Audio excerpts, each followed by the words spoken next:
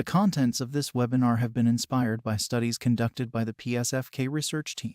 Their reports are part of a collection of over 400 reports that share innovation strategies and brand CX in retail. And this library is updated weekly and can be found in the PSFK IQ Business Intelligence platform. Visit psfk.com to sign up for a free trial today.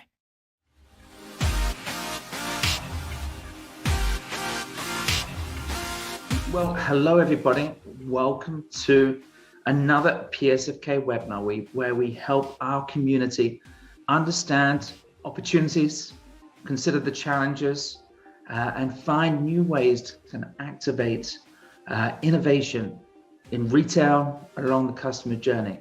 Today, we're going to take a look at Gen Z, and we're going to look at the kind of new ways that generation is moving.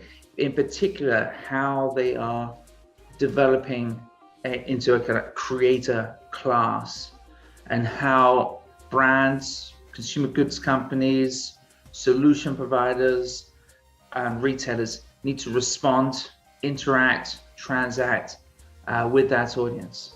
So we have today a group of experts who are going to help us unpack that. Say hello to the experts. That's great, and we'll come to them.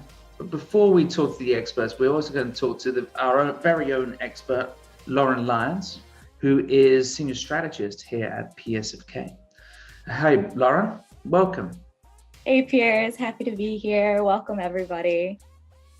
It's great to have you here. So you've conducted a bunch of trends, innovation, research, looking at this group, and created a report, this report that we can see on the screen right now. What's the overall kind of premise to the report?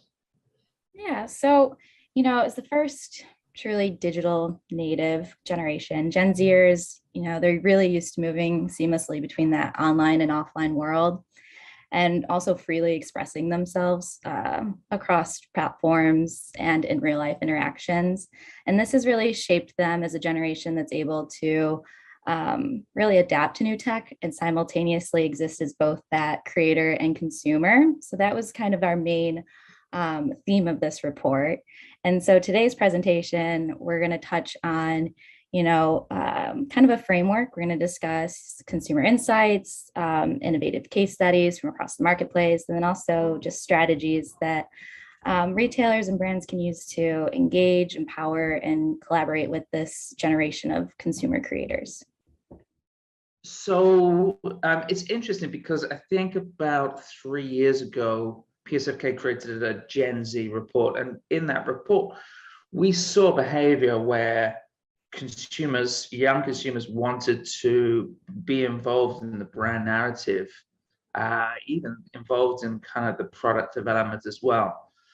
So it's going to be interesting to see how they have evolved over those few years. What's your research found? What are the kind of key findings?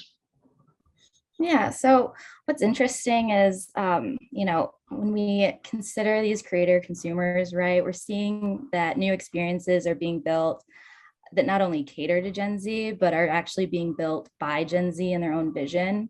And at the same time, this continued evolution of technology and the marketplace have created new expectations and opportunities around all these ideas that are really important to Gen Z, such as authenticity, transparency, empowerment, and then even customization and personalization. So these are the ways that we're kind of seeing that shift and how we're going to be talking about it in the report. Great. Let's pick up some of the kind of key insights. Okay. So one big thing to kick us off here is really this idea of shared community and how important that is to Gen Z. We have this great stat from our own survey that we conducted with 57% of Gen Z consumers reporting that they're interested in actually participating in online communities around these shared passions. And these consumers really see brands as the ones facilitating those connections and building those spaces for them. With 71% of consumers actually looking for brands to put that community first for them. So really interesting there when we're discussing the community aspect here. Yeah, very interesting. Yeah, so like movie, like kind of just building on that, for brands and retailers from their point of view, these communities really represent an opportunity to collaborate with the consumer they're selling to. Interesting stat here was how 49% are actually more interested in making purchases from the brands that offer resources, mentoring, and support for these emerging creators and entrepreneurs. So just thinking about, how brands and retailers can get more involved in that process. So when they want to get involved in the community, they actually also want to get involved in kind of the entrepreneurial side of the business or the creative side of community. Exactly. And then building on that too, it's like further this community aspect can really translate into activating that everyday consumer as your brand ambassador and even advocate. And a great stat here we found was 47% of Gen Z would actually act as a brand ambassador in exchange for, increased status, perks, and income. And then just for this last stat here, 50% are actually aspiring to become an entrepreneur or a creator, right? And what's interesting here is we're really seeing that role of the influencer or creator from macro to micro really evolve, especially for this generation. And it's shifting from working on behalf of a brand or retailer to instead, harnessing that community that they themselves have created and their followers, and then launching, their own business, whether it's, content creation, their own brand, an expert skill or service that they can provide. And there's a ton of platforms actually popping up right now to support that and make that more accessible for them. So a really interesting space to consider as well. Yeah, that's an incredible stat. I can't wait to kind of ask some of the experts we have about their reaction to it. So let's push on. And so that was a great kind of setup in terms of this group and the original research that you did, the polling that you did with young American Gen Z adults. In terms of the findings in the reports, what examples do you have in terms of best-in-class engagements with Gen Z? Yeah, so kind of like kick us off here. First up, we have this great brand called Conundrum. They are a fashion brand that actually lets consumers kind of build their own garments. And what makes Conundrum's offering unique is it actually has a proprietary custom garment system, which allows customers to start with, one of 4 core jacket styles and then customize their purchase from a range of different parts, including the sleeves, the vents, the hoods, and more. So these consumer created jackets can also be upgraded and reconfigured later to fit changing shopper styles and functionalities. And so the real idea here is inviting consumers into that customization process. And then is what stands out, and then speaks to kind of our first strategy as well that's going to tee up here as we move into this. That's great. So what is the kind of strategy that you see or you've defined? Yeah, so first one we have up is called programmable customization. And so this ability to customize, manipulate, and ultimately create a unique to me item is a sought after, offering among Gen Z's creative class. And so to help consumers really take ownership of that final design, we're seeing how brands are really providing them with design guidance, creative assets, AR filters, automated printing solutions, all these different digital tools to really allow for their personal preference to come through and kind of have more control over that end-to-end DIY process. That's great. I heard that, and it's not always the platforms they control as well. They create, so sometimes offering different platforms to those shoppers and their consumers. Exactly. Great. That's a super interesting example. Take us through this example. All right. So pushing ahead here, next example we have up comes from Pretty Little Thing, which is a fast fashion e-tailer based in the UK. And they've actually have been venturing into the secondhand trading market and have launched an online marketplace that allows users to sell their used items from both Pretty Little Thing and everywhere else. And so this resale service is going to roll out in the UK in May, and then it has plans to become an international service as well later in the year. And customers that participate are actually going to receive that credit towards their next Pretty Little Things order. As a fast fashion brand, involving and rewarding your customers for their participation in like this type of impactful, green friendly practice is definitely smart for this generation, where they really care about things around sustainability, but may not have the wallet to participate and practice those beliefs every time. And so, consumers across every socioeconomic level are going to be able to participate in the resale economy here and actually, generate value for themselves by able to gain a reward there as well. Yeah, very interesting example, Gen Z interaction and engagement. What's the kind of bigger strategy here? Yeah, and so here we're really playing this back to this idea of what we're calling circular marketplaces. And this is really the evolution of, buyback and resale programs where brands are creating entire resale marketplaces that go beyond their solo brand. Understanding that savvy consumers are investing in items, and brands that promise the greatest return on value are exploring new ways to support their customers, sellers in their own right. And so looking beyond, the brand only take back program, right? And this is the Pretty Little Things Regain program is a great example of that. I know that Urban Outfitters is trying this as well with their Newly program. But really, the cool part here is that they're tying these resale rewards back to their own brands. And as multi-brand platforms, they're really succeeding at capturing greater consumer interest there while also driving repeat sales back to their business. Yeah, really playing into this, the Gen Z's desire for sustainability and transparency as well. That's great. Yeah, so just pushing forward for us, a lot of content to get through. So this next example we have up is called Try Your Best, and it's actually a digital asset reward-based community, and it's a platform for brands to use. And so this is coming from the founder of Outdoor Voices, Ty Haney, and it was creating as a new Web3 community platform. So Try Your Best enables brands to collect input from consumers in exchange for rewards like NFTs, digital collectibles, as well as what they're calling brand coins that can be used for, bragging rights or towards future purchases made on this Try Your Best platform. So far, 10 brands have signed up for the Try Your Best pilot program. And this platform is hoping to, reach millennials, the Gen Z type audience, and people who really buy a brand because they love it and post about it on Instagram and elsewhere.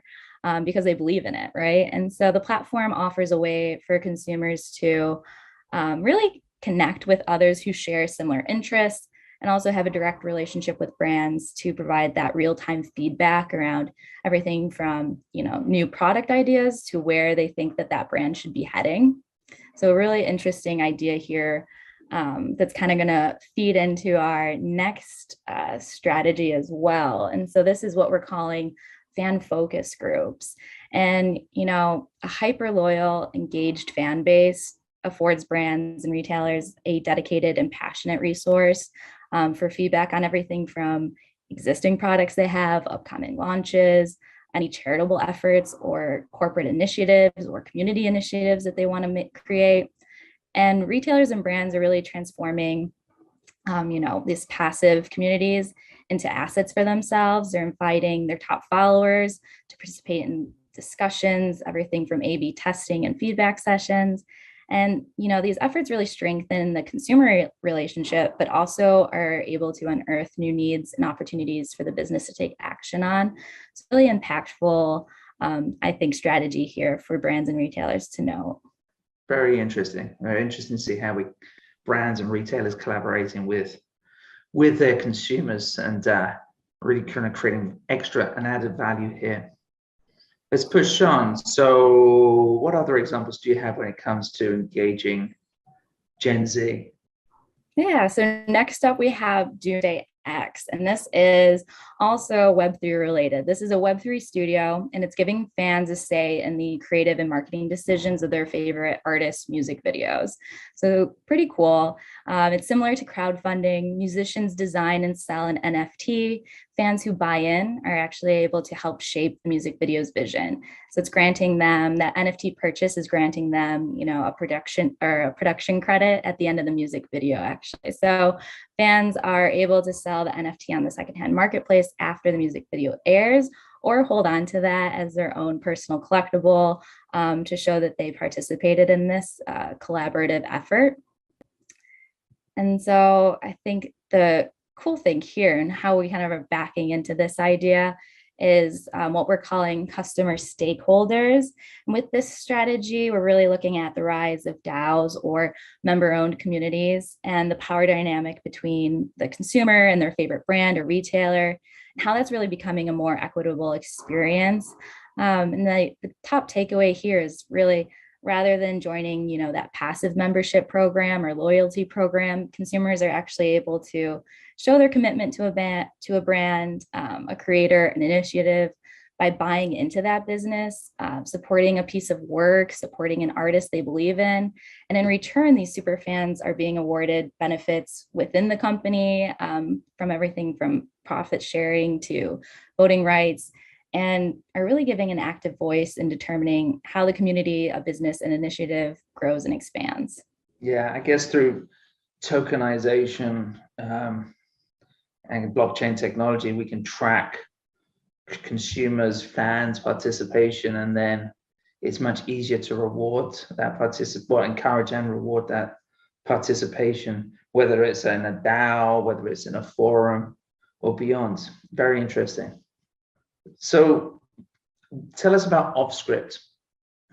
Yeah, so OffScript, it's a Stockholm-based startup, and it's actually helping consumers curate products and brands to sell from their own shop for free. So OffScript, it's a multi-brand e-commerce platform, and it allows consumers to create their own shop, choose from, over 150, I think it is, brands that they feature, and then connect and share their favorite products with their friends, social media followers, through a unique storefront link that OffScript generates for them. And this can be anyone with a following of, 100 friends to 10,000 to 100,000. So they don't discriminate against how big or small your following is. Anyone can come to OffScript and sign up to become a seller here.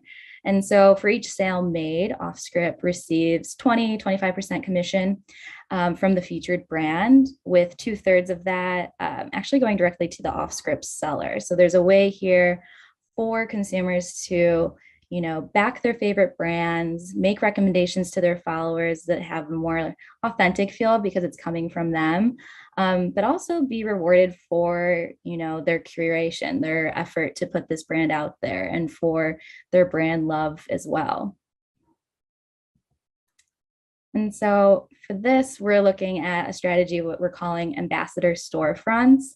And, in place of paid influencers and affiliate partnerships, everyday consumers have come to represent authenticity, as Gen Z shoppers seek out what are being referred to as genuine influencers.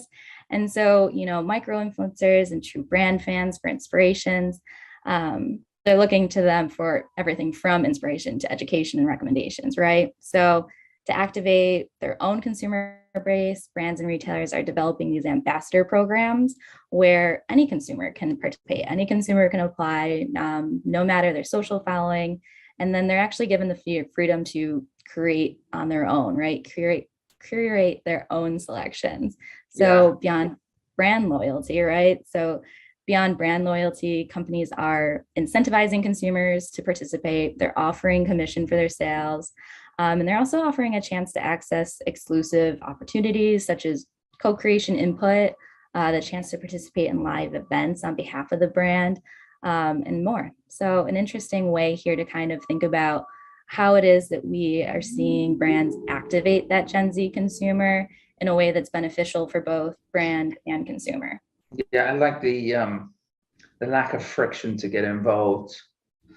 So democracy. I mean, obviously these consumers, these ambassadors actually have to go out and do stuff. Yes. whether it's sharing or creating, but the barriers to stop them from doing that are greatly reduced. Exactly. The next example we have up is from the retailer Nordstrom, who is enlisting social media influencers into their ambassador program.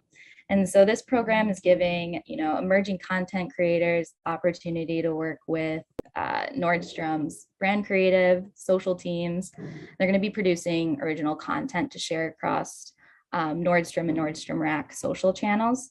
So they're going to be participating in virtual meetings with the design, marketing, tech, merchandising leaders. And these participants are actually going to be able to gain this mentorship experience in retail, fashion, content creation, and digital styling. So this is designed really to help them, move beyond in their expertise to learn the ins and outs of how, a business operates, how they can be doing this on their own as well, and really giving them more of a tool set as they go forth with creating their own brands, perhaps.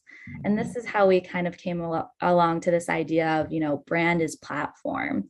So while barriers to starting an online business or brand are really lower than ever, many young creative entrepreneurs are still finding that process of getting off the ground, scaling their offering to be a challenge. So for established brands, there's definitely an opportunity to develop programs that supply the education, the resources needed to navigate these ins and outs of starting a business, and or provide that platform to help creators grow their own following. So by establishing these initiatives, companies are raising cultural capital and relevance with Gen Z while building stronger relationships with emerging talent. Yeah, I guess the legacy brands, legacy retailers, they have a footprint which can be leveraged to kind of introduce these creators to consumers and shoppers, to experts, internal experts and resources and other partners. I think that Nordstrom example seems very progressive of them. And this whole sequence reminds me of that stat we had earlier about how 50% of Gen Zers consider themselves entrepreneurial as creators. Exactly. And I think this is great as a way to kind of connect the dots for them as well. They might be, a content creator, an expert in that, but they might not know, how to leverage that, how to get that out to their desired audience and whatnot. So I love the idea of helping Gen Z, achieve their goals. How can brands play that role? Great. What other examples do you have here? Yeah, so next up we have Valde Beauty and how they're actually connecting a lifetime membership to an NFT collective. So when customers purchased one of the beauty brand's limited edition lipstick cases, it came with a full range of the brand's lipstick shades, a matching NFT artwork, and a lifetime membership to the Valde NFT collective. And so NFT holders will enjoy access to the brand's Discord channels, as well as invites to exclusive talks with the brand's founder, celebrity makeup artists, musical artists. Members were also going to receive special digital wearable to show off in future metaverse social events. And so with this example, we wanted to back this into what we're calling owner membership. And for this strategy, we're really looking at how refreshing that classic membership program. Innovative brands and retailers are creating this ongoing value and lifelong consumer relationship by attaching these exclusive access or privileges to product ownership and community participation. So by attaching, tiers of offerings to specific products and membership levels, businesses are able to create these new models where initial buy-in translates to ongoing value, experiences, and services, and kind of more of just an active role membership program here. As you go through this, I mean, you must have found the researching all these examples that you came across so intriguing. I don't know how you found time to even write the report, because you probably rabbit hole down all these amazing companies and projects. The curation process definitely took a lot of time to figure out final picks here, but all really interesting. And so kind of just to, on that note, to wrap us out here, we have our last example and then strategy. And so here we wanted to highlight IKEA, who's really building on their promise to become a fully circular company by 2030. And so the Swedish furniture brand is teaching its customers how to upcycle the company's products in creative ways.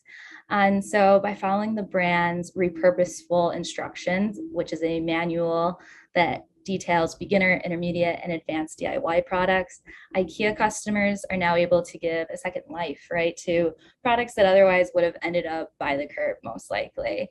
And so these different projects include everything from the simple turning your candle holder into a planter, a little more intense building a hanging garden with the brand's signature bags, and then also transforming a cabinet into a beehive for the very adventurous. And so here, really the idea that we wanted to play up was layering in learnings and lessons for a consumer that's always looking to grow, is very curious, and who wants to learn, right? So we're calling this strategy elevated product experience. And brands are tapping into Gen Z's penchant for lifelong learning by layering educational services into their products and offerings, from creating lessons for skills development to providing suggestions on how to repurpose and repair products, which is important right now as well for a lot of these consumers. Brands are maximizing that ownership experience and also the post-purchase value, and in doing so, really strengthening that customer loyalty and relationship as well. Well, there's a lot you've gone through. So I see in this slide a summary of the kind of strategies you've talked about. Maybe you can just quickly take us through the 8 themes. Yeah, so 8 themes here. Programmable customization is really giving customers, and Gen Z customers especially, the tools to really design their own products, their own experiences. Circular marketplaces, sustainability is really important to these consumers, letting them participate in that in a way that's accessible, while also, participating in resale, but we're being rewarded for it. Super important to them. And focus groups, this is where community comes into play. We're seeing how, leading fans, leading followers can really provide brands and retailers with interesting insights that they may otherwise not have been able to unearth based on their feedback and testing. Customer stakeholders, we're seeing customers actually take ownership in the brands and retailers, the products that they love, and being able to decide, how they're represented, what their end result is, and how they function out in the real world, right? Ambassador storefronts, here we're seeing consumers kind of translate from just an influencer participant to actually becoming the sales and brand ambassador and being rewarded for their efforts. Brand as platform builds on this, where we're seeing, going from someone who may have been an influencer and represented another brand to actually being able to use the brand's platform to create their own brand and get their message out there on their own. Then we go into owner membership, and here we're seeing, how different membership programs can become more active and have participants in them really have a say in how that membership program supports them. And then finally, just rolling this out, we have elevated product experience, and this is where you're tying in, lifelong learning, additional services, and then extra perks too as well into that post-purchase experience. Okay. So that's a great foundation that Lauren's just taken us through. Let's now talk to some experts in the field who are actively engaging Gen Z. Let's take a look at who we have. Joining us for the Gen Z webinar is Stanley Lumax. Stanley is the Chief Marketing Officer of NRG Esports, a Los Angeles-based professional gaming and entertainment company. Also with us is Michael Obvotek, who leads brand, retail, and product partnerships at Shutterfly, where he is helping accelerate the company's transformation in the on-demand and custom design space. Warren Chesley is the retail head of industry at SXM Media, where she leads strategy and development. Anthony Onesto is Chief People Officer at Suzy, and a leading Gen Z expert and published author on culture, human resources, and talent. And finally, we have Amanda Howe, who is an expert partner in Bain & Company's consumer products and customer strategy and marketing practices. Hello to the experts. So let's now talk to Lauren Chesley. She's head of industry for the retail vertical at SXM Media. Hey, Lauren, great to have you here. Hi, Piers. Nice to be with you today.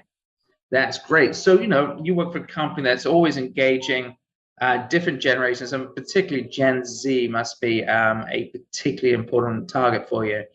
I mean, what do you think the biggest opportunities are for businesses as they get to engage this generation? Yeah, I mean, I think a big part of it is understanding their power and honoring it and not looking at it just as buying power. Obviously, with them being a bit younger, they may not have the dollars that match a lot of the marketing allocations for why you might go after a target. But I think it goes back to knowing their role in culture, right? So as you talk about trends, youth culture has always been the forefront of trends. So honoring and acknowledging that and recognizing, particularly in this world where so many things are fast forwarding at a rapid speed, that they really are the drivers, pushing things forward. And I would say within that too, understanding that it's a personal experience versus a cohort experience with them. So oftentimes when we've looked at generations, I know buzzword a couple of years ago is millennial generation. And it's like, you can't look at a multi-million group of people and say they're all alike, right? But I think particularly with Gen Z, a big part of who they are and how they show up is by way of their individual identity. So acknowledging them from a personalized experience versus a cohort experience is key.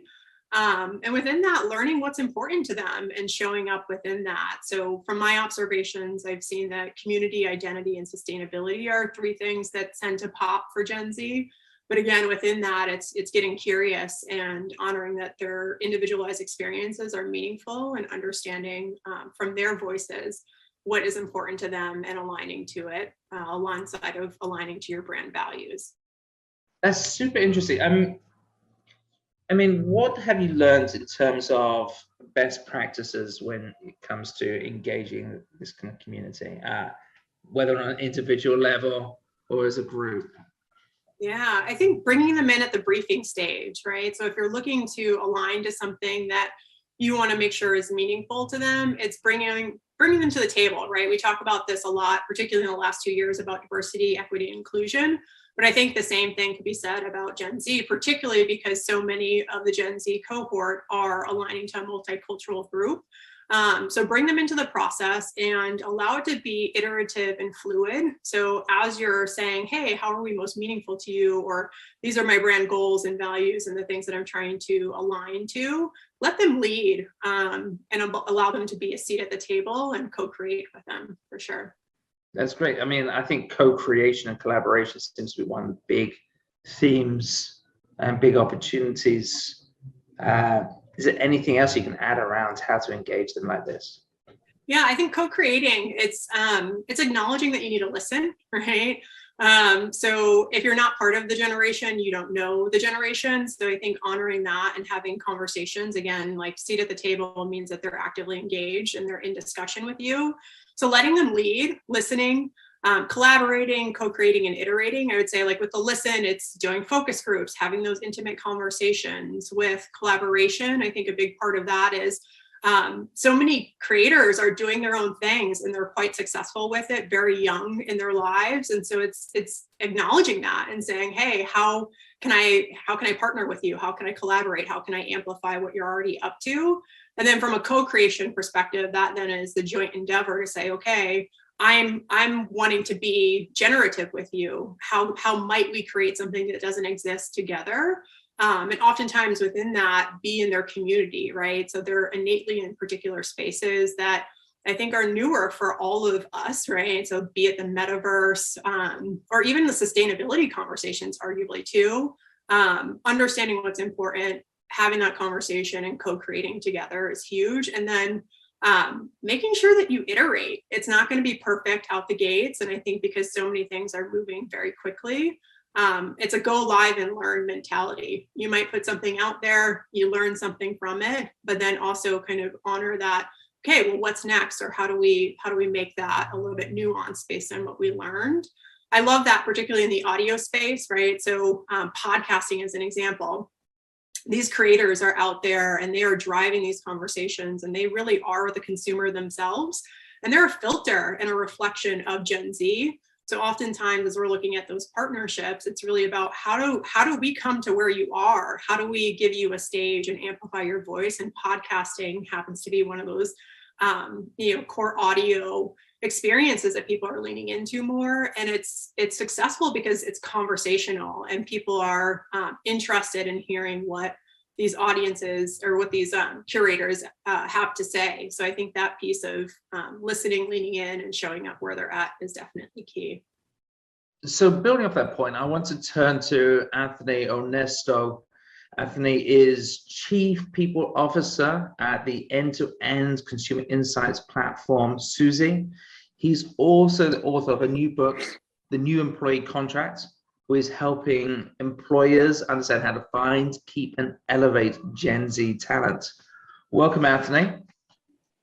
Good to be here. Thanks, Piers. Well, thanks for being part of this. You've just written this book about employing this generation of staff.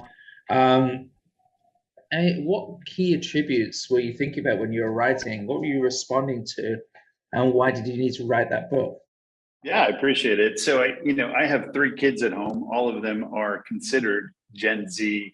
So, I think years ago, what happened was the millennial workforce came into companies, and we were all kind of surprised that this workforce, this generation, needed things new. And now, of course, it's kind of silly to think about that, but it was a really surprise for us. And so it was only after the fact that we started thinking about millennials and really both from a consumer perspective, but even from an employment perspective. I wanted to get ahead of this as this generation was coming in or is about to come into the workforce. I wanted to get ahead of it. And so looking at their behaviors, I said, there's something fundamentally different about this generation, like most generations before them, but this one a little bit more different, and started doing the research into this and really realizing that this is a group that was born on the iPhone, right? So you think about the launch of the iPhone, they have had a telephone with access to unlimited information, access to really quick things, being able to order something and literally have it almost within an hour is how this generation was born. And then you add the components of gaming, huge element. So the idea is that their attention span, by the way, 8 seconds. 8 seconds, and then you lose Gen Z, right? So if you think about from an employment perspective, go onto someone's website, put in an application, it takes more than 8 seconds to do that, right? You've already lost them, right? So gaming is a big deal for these folks, born on gamers. And a lot, what we've seen, particularly with the parenting of Gen Z, is kind of sitting just at the tail end of boomers, and really in the center of Gen X, and then a bit of the millennials are the parents for these folks. And you think about the economic status that these folks have been involved in since they've been born, right? They really haven't seen too much stable prosperity in macroeconomics, particularly in the United States. You think, the recession and the market crash, and then COVID and all these other things, right? So all of these fascinating elements that are molding this generation, we needed to figure out, okay, how do we then apply that to the employment piece, right? How do we literally recruit, engage these folks, and train them for the future? It's great that you kind of focus on some of those attributes. As we think about not only as employees, but as consumers and shoppers, how do we kind of take some of those things? How do we, where do you see the biggest opportunities are for businesses to interact, transact with this group? Well, I think you can take those same elements, right, on the talent side and really apply them on the consumer side. I don't see there's much of a difference there, right? So first, if you think about the attention span, right, the idea of being able to get the attention, TikTok, obviously a huge component of the Gen Z entertainment, right? They're on mobile phones. So they know about this idea of flexibility, right? They want to be mobile. They want to be able to look at things, but they're constantly on their phone. And TikTok is a great example of this, right? Quick videos, quick content.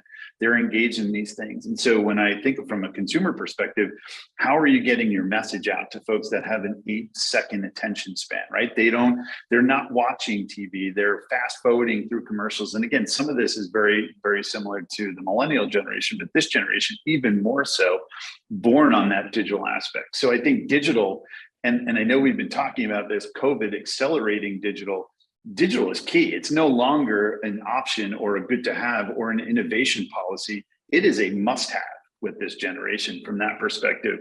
I also think gamification, right? The idea that these folks are in gaming, that's an incredible opportunity. And we're starting to see that already. A lot of artists are launching on these gaming platforms where this generation is sitting, and it's gender agnostic, right? It doesn't matter what your gender is. People are gaming. Now I will say majority are identify as male, but it is really gender agnostic from a gaming perspective. So thinking about, if I was a musician, I'd be launching on these platforms. I would hold digital concerts. I would be creating TikTok dances. You think about these platforms, that's where things songs are being released on these platforms now. So it really becomes an incredible opportunity. So of course, digital now is table stakes. It's no longer the innovation, and making sure that you're providing your messaging and your branding quickly. 8 seconds, that's all you have with this generation. Okay, so let's build on that. We also have today Amanda Howe. She is an expert partner at Bain & Co. And she has an expertise in innovation and evidence-based design. Welcome, Amanda. Thank you for having me. Okay, so if we think about inclusion and we think about how businesses should approach how they interact and transact with this generation, this Gen Z, maybe you can help me think about some of the challenges that they have and some of the opportunities that they might have in here. Yeah, absolutely. So there's a couple of points. First of all, at Bain & Co, we advocate for understanding consumers through mindsets, which we find to be more helpful and certainly sits across the generation divide in an easier way to frame and to understand. But one thing's for sure, what we can't argue with is Gen Z are digital natives. Today's teens have grown up with the ability to research anything. And this we have to be mindful of all the time. They expect integrity and transparency. They can scrutinize, and they most certainly will. For example, there are influencers in this space like TikTok's Megan McSherry. She's activism. She has gained millions of likes for her videos that call out fashion greenwashing. So the challenge, what this poses to business, is that they need to be able to back up any claims. For those of you that have watched Mad Men, you'll remember the pilot episode when they were faced with the challenge of advertising cigarettes now that the public knows that they're really bad for health. They land on the slogan, "It's toasted." It's a nice sounding, very vague claim that means absolutely nothing. This practice will not fly with today's teens. You have to be concrete about your claims. Born in the UK is not the same as manufactured in the UK, and consumers know it. Saying less plastic without the comparison to the original product or competitors is useless, and citations of proof are absolutely essential. I think you touch upon one of the big themes, which is around the supply chain and how products are manufactured has an impact, as bigger impact on brand as many other kind of factors altogether, because of this ability for these teenagers and young people to research and share information. And I think that's possibly taking larger brands, legacy brands and retailers by surprise. Look, you're absolutely right. And there's no doubt, certainly within our sustainable sustainability practice here at Bain, we're talking to our clients about obviously scrutinizing their own supply chain, but also realizing that you can't necessarily be entirely clean the whole way along the chain. You've got to do everything that you can, but actually to be able to focus on your peak. So if you take Tony's Chocolonely, for example, they have focused so brilliantly around ending the slave trade around cocoa and around chocolate production. But at the same time, they're still manufacturing a product that is filled with sugar and is to the detriment of the consumers who live on this planet. So the entire consumer journey is not perfect, but they are fixing and focusing brilliantly and with utter commitment. And I think that is absolutely key to their success. So in that scenario, there's some transparency about, and some focus, like this is what we're going to deal with.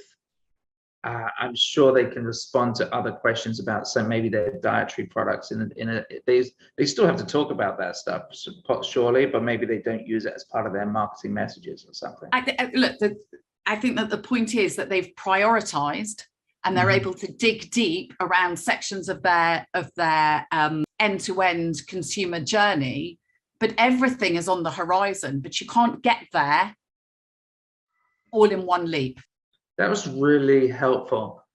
Maybe we'll turn to Lauren Lyons of the PSFK team, who we saw present earlier.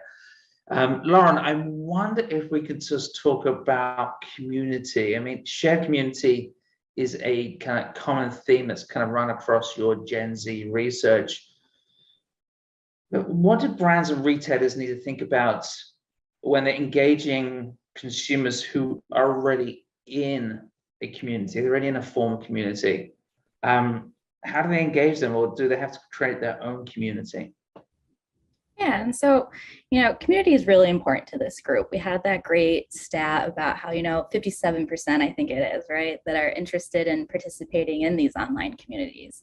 And for a brand or retailer, whether they're looking to build something like a fan focus group or inviting consumers to act as shareholders in the brand or product experience, these communities and relationships can also really act as informative and insightful feedback channels for brands or retailers as they're developing those activations and products. So I think two things to keep in mind about Gen Z when developing your own community is that they're extremely connected to each other, to the world, to brands and retailers, and this has made them hyper aware. So, authenticity and transparency need to really be at the center of any community that you're building. And the second part is that because they're so connected, they're demonstrating a higher level of engagement, and there is an expectation for control of their own experiences with brands or input into their favorite brands. And that's something that I think retailers should really be looking to harness. Gen Z is acting as, this architect of their own lives, and that includes products, services, and experiences that define them. So I think as they're building these communities or exploring communities, any way that they're interacting with this Gen Z consumer, those are two things to maybe keep in mind. Let's build on that. Let's talk to Stanley Lumax. Stanley is CMO at NRG Esports. Hey Stanley, great to have you join us today. Thanks for having me. Great. We were talking a little bit earlier about this stat from the PSFK survey around 50% of Gen Z aspire to be an entrepreneur, they aspire to be a creator. How do kind of brands and retailers strive to support those goals? How do they kind of help this generation achieve their aspirations? So I'm going to answer that in a very broad way because it's something that I think about, and I'm brand new at my job, and as I've been thinking about how to speak to Gen Z and what the insights that I have that can help me speak to them in the most authentic way, something that keeps coming into my mind, and I think it speaks directly to what you're saying about entrepreneurism, is this idea of Gen Z want to be seen and heard. And, without getting into too many, numbers, it's really simple when you look at the amount of social media platforms that they utilize, and what they're doing with those platforms, right? So whether it be videos of themselves and their friends doing whatever, or something as ubiquitous as Twitter, where they're speaking and sharing their voice. To me, really simply, that says Gen Z wants to be seen and heard. So I think when you think about it from the perspective of, being entrepreneurs, the immediate thing that I think about is, from a brand standpoint, how do I create a platform to help Gen Z be seen and heard? Really simple. And obviously, depending on what exactly they're looking to do, there's different ways to do that. But I think the days of dictating what Gen Z should be doing or what they want to do are over.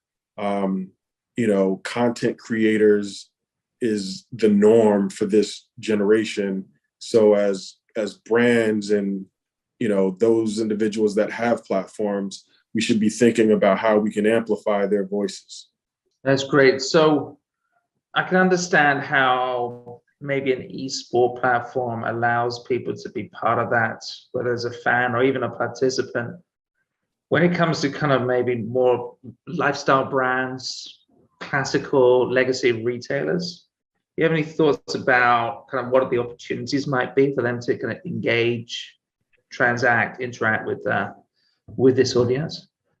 I don't think it changes. I mean, I'll use an example as, Nike ID, right? Nike's been doing Nike ID for a long time, and they've evolved it so that it's not just putting your initials on the shoe. You can actually choose the material and things of that nature. So that's a great example of how they're giving Gen Z a voice. Converse does the same thing. I think we're at a point where, customization is just table stakes. Customization, I think, is a great way to engage people and make them a part of the process, even if it's a small, aspect of that process. I think personalization, customization comes up time and time again. And maybe it's also kind of connects to that theme of being seen and heard that you were talking about earlier on. Yeah. And I would also add to that, I think, amplification, right? So as an entrepreneur, when you're starting a business, whatever that business might be, you're looking to speak to as many people as possible, right? So if you're a small business and, your network is your college, friends and, the people in your neighborhood, a brand, amplifying your product, whether it be through a piece of content, a tweet, an Instagram post, all of those things help to give, your brand a voice. So I think that goes back to my original point about, helping these Gen Z entrepreneurs being seen and heard. Super insightful. Let's turn to Michael Abata. Michael runs brand partnerships at Shutterfly. It's great to have you here, Michael. Thanks so much for having me, Pierce. So I'd love to talk to you about your takes on Gen Z. We did a survey recently, and we found that 50% of Gen Z aspire to be an entrepreneur or a creator. If that's the case, how should brands and retailers respond to those goals? What sort of partnership should they forge? Yeah, I would really be thinking about how you embrace that desire to create, what tools and services and resources you and your brand or business can provide to really enable those entrepreneurs and that creator mindset. I know many creators right now, I'm observing a lot of them who are hacking together solutions, sort of exploring ways that they can manipulate to create these amazing things. And there's a lot of friction points they're experiencing. And I think within those friction points are a ton of opportunities for our brands to help really enable them to be successful. If you can show up as a brand with solutions that allow them to grow and sort of create and enable that entrepreneurship spirit, I think you can be a really relevant brand right now. So let's talk a little bit about what those opportunities could be in terms of engaging this audience, transacting, interacting, building with them. Yeah. I think I've just been seeing, especially there's so many in our world where we're talking a lot about personalization and custom and on design type items. Like I see a lot of the younger creators and entrepreneurs using tools for using existing tools for other things. So for example, a lot of kids these days are on like Canva doing creating products, using design and from other creators. And so it's like we've been thinking a lot about like how do we enable sort of that, create that marketplace of designs and bring that to life. Yeah. I mean, I think, which we've heard from other speakers about, being able to be playful, go out there, try to get something, try to do it, don't be too scared of getting things wrong. And I like your point here about kind of leveraging other people's platforms rather than trying to build everything yourself. Yeah, that's right. I also have been really intrigued and interested in just seeing how brands are sort of playing into that creator and entrepreneurial mindset. So I was just sharing the other day an example. I don't know if you saw the McDonald's menu hack that they put out last month. I thought that was a really good kind of fun example that was playing into everyone sort of wanting to be a creator, right? And so you kind of had to learn about what those hacks were. You went to McDonald's and order your 2 items that made this unique item, and you could show that off. And so it's kind of fun to also see brands kind of leaning into just this idea that people have this desire to be unique and create things. So it doesn't always have to be a super sophisticated influencer program. It can be just something which kind of plays to curiosity. Exactly. Yeah. Thank you. Well, let's build on that. Let's turn back to Anthony Ernesto and talk to him about co-creation and collaboration. He was talking, Anthony, you were talking just a minute ago about kind of the new ways we can market and engage these consumers. And kind of one of the key elements is this sort of collaboration. I wonder whether you can expand on what the opportunity is there. Sure, absolutely. And again, I don't think it's too much far from where we've seen with millennials I think millennials introduced us to this idea of collaboration. For you and I, peers, and I'm assuming you're in that Gen X like me, or maybe a little bit less than that, maybe millennial, but advertisers have advertised towards us, right? We've engulfed content, and that changed our buying behaviors. This generation wants to be part of the story, right? So you see this happening. You saw it with the millennials in terms of the influencer piece. This generation wants to be involved in the conversation, and they have, and it's not just about ego, and it's about the gamification piece. It's about the attention piece, but it's also about purpose, right? The idea of like how purposeful is your organization, and it's super important for this generation in terms of climate control and climate issues in the world, right? Super important to this generation that brands focus on that stuff. So the idea is like, how do we create and co-collaborate in these things? Again, I think it has a lot to do with the gaming, right? You're in game. You are a participant in the game. Now, of course, the content is all around you, and a lot of it is already pre-built by engineers and designers in that world, but you're in that world. You're creating your experiences. And to me, there's no better opportunity for brands to really focus on that gaming piece, right? How do we create environments? How can we bring the community in and allow them to create these digital environments where maybe you're not the complete facilitator of it. You're allowing all these folks to put together these environments, put together these opportunities, but you're slapping your label on it, or you're giving them the ability. Skins are a big deal now in gaming, right? And now we have virtual coins in gaming. So incredible opportunity. I can't overemphasize the importance of gaming not only in the purely tactical sense of it, but really in the mindset shift in how Gen Z thinks.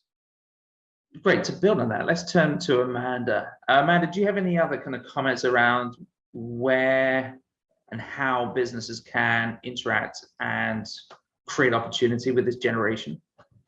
Yeah, absolutely. So look, at another ripple effect of being so online throughout their entire lives is that today's teens are very connected to each other and very comfortable creating content.